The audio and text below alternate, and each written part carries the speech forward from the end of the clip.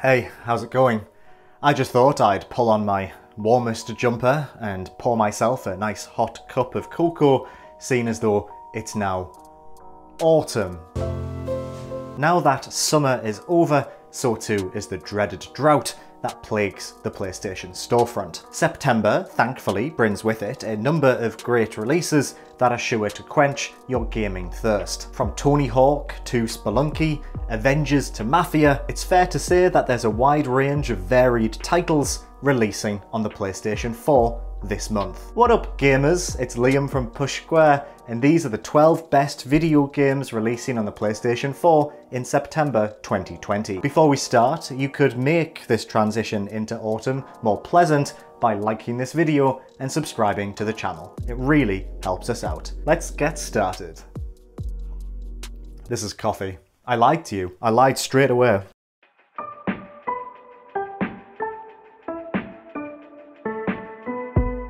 First up, we have WRC 9 launching on the 3rd of September. WRC 9, or World Rally Championship 9 as us speed nerds prefer to call it, is set to offer multiple improvements over its previous installment. The new game includes 3 new rallies, Japan, New Zealand and Kenya, as well as an improved career mode and a more refined simulation. The game will also be receiving a PlayStation 5 version, although no release date has been announced just yet. Players who purchase a PlayStation 4 copy will be able to upgrade to the next gen version for free when it launches. Lovely stuff. One day later, on the 4th of September, we have Doremon Story of Seasons. Here's a weird little gaming fact for you. Story of Seasons is actually a continuation of the original Harvest Moon farming franchise that began in 1996. However, the original developers lost the name Harvest Moon in a publishing dispute in 2007 and changed the franchise's title to Story of Seasons instead. The issue is that the owners of that original name, Natsume, have continued to develop games that bear the Harvest Moon title. So basically, if you love Harvest Moon, buy Story of Seasons. Video games. Doremon Story of Seasons is a spin-off title that features characters from the Doremon franchise. So this is basically a farming simulator with an anime twist. Players gain ownership of an abandoned farm, plant crops, tend to animals, and interact with the various villagers who live in the nearby town. Also, there's this blue cat then that I think used to be the safety mascot for the Tokyo Metro. Our pals over at Nintendo Life reviewed the Switch version when it launched last year and gave it a 7 out of 10, commending it for its gentle pace and gorgeous art style. Then we have Marvel's Avengers, also launching on the 4th of September. Opinions seem mixed about Crystal Dynamics' take on Earth's mightiest heroes, but you can't knock the developers' ambition to bring justice to these beloved characters. A third-person action game with multiplayer co-op and a live service approach to content and loot, Marvel's Avengers is a game that promises to keep players busy saving the world for a long time to come. There's a sizable roster of characters to pick from, including Iron Man, Thor, Captain America, and Kamala Khan, each with their own unique abilities and unlockable costumes. Future updates will add new heroes such as Hawkeye and She-Hulk, while PlayStation players will gain access to Spider-Man exclusively for free. If you pick up the game on PlayStation 4, you'll also be able to upgrade your copy to a next-gen PlayStation 5 version for free when the console launches later this year. The character models may look a bit dreary and the gameplay may be a smidge repetitive, but if you're after a superhero title to keep you occupied as the weather grows colder, Marvel's Avengers may just be the game for you.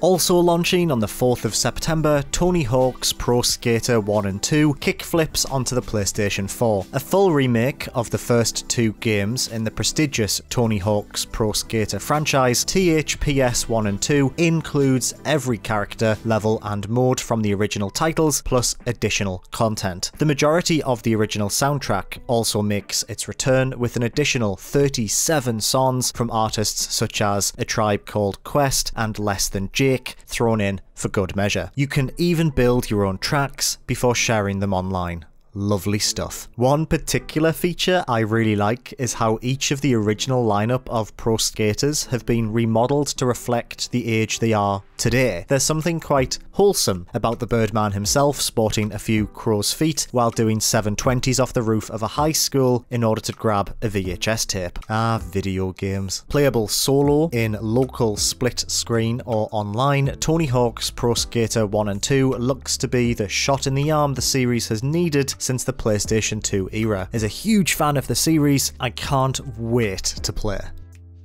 NBA 2K21 also launches on the 4th of September. It's a busy day for new releases. I feel sorry for anyone who loves farming, basketball, skateboarding, and Marvel superheroes because you're eating super noodles for the rest of the month, my friend. The latest entry in the long-running basketball simulator, NBA 2K21, features new additions such as pro stick shooting upgrades, 40 new jump shot landings, overhauled dribble moves, and 50 new size-ups. What does any of that mean?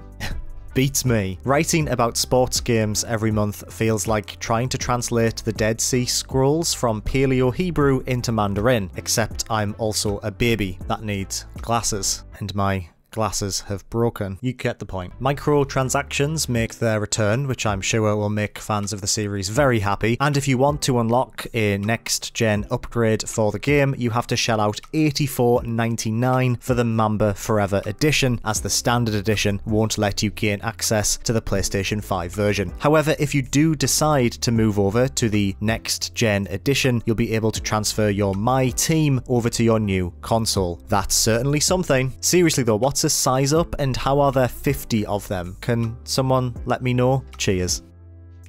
Kingdoms of Amalur: ReReckoning launches on the 8th of September. Originally released on the PlayStation 3 in 2012, Kingdoms of Amalur: Reckoning was praised by critics at the time for its rich fantasy setting, engaging fast-paced combat, and fully customizable RPG systems. Sadly, any hope of a sequel was killed when developers 38 Studios filed for bankruptcy shortly after the game was released. Thankfully, THQ have done what they always do, and they've picked up the license and are now bringing the game back for modern systems, boasting refined gameplay, improved visuals, all of the original DLC, and an additional brand new expansion set to launch next year. Kingdoms of Amalur: ReReckoning could be the second chance this cult classic has always deserved.